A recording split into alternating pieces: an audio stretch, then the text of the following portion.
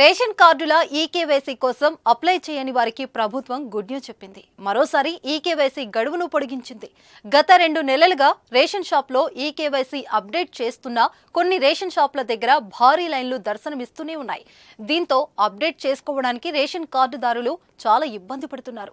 ఈ క్రమంలో ఈకేవైసీ గడువును పెంచుతూ తెలంగాణ పౌర సరఫరాల శాఖ ఉత్తర్వులు జారీ చేసింది. రేషన్ కార్డుల ఈకేవైసీకి గతంలో జనవరి 31 తుది గడువని స్పష్టం చేయగా ఇప్పుడు కొత్త తేదీని ప్రకటించింది. ఫిబ్రవరి 29 తేదీ వరకు ఈకేవైసీ చేసుకోవచ్చని పేర్కొంది.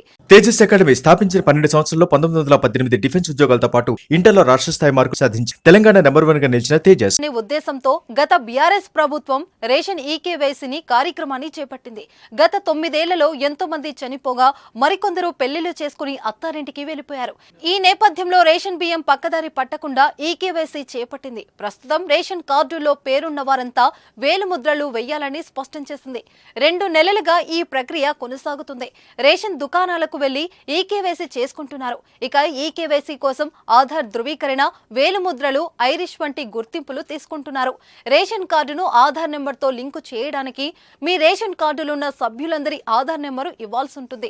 వాటి ఆధారంగా ఈకేవైసీని పూర్తి చేశారు. ఇప్పటికే పలుమార్లు గడువు పొడిగించారు. తాజాగా ఆ గడువును ఫిబ్రవరి 29 వరకు పొడిగించారు. ఇలా మరోసారి గడువు పెంచడంతో మరో నెలల రోజుల పాటు అవకాశం వచ్చింది. ఫిబ్రవరి 29 లోపు రేషన్ ఈకేవైసీ చేయకపోతే రేషన్ కార్డును నకిలీగా భావించి డిలీట్ చేయనుంది ప్రభుత్వం. ఇలా డిలీట్ అయినట్లయితే ప్రభుత్వ డేటాలో మీ రేషన్ కార్డు వివరాలు తొలగిపోతాయి. దాంతో మీకు వచ్చే రేషన్ సరుకులు ఆగిపోనున్నాయి. మరోవైపు కాంగ్రెస్ పథకాలకు రేషన్ కార్డు చాలా కీలకం. దీంతో వెంటనే ఈకేవైసీ ఇంకా చేయని వాళ్ళు వెంటనే ఈకేవైసీ చేసుకోవడం మంచిది. ప్రభుత్వం తెలంగాణ సర్కార్ మీ సేవ పోర్టల్ ద్వారా రాష్ట్రంలో కొత్త రేషన్ కార్డుల కోసం దరఖాస్తులను స్వీకరిస్తుంది. దరఖాస్తుదారులు తమ దరఖాస్తులను ఫిబ్రవరి చివరిలోపు సమర్పించవచ్చు.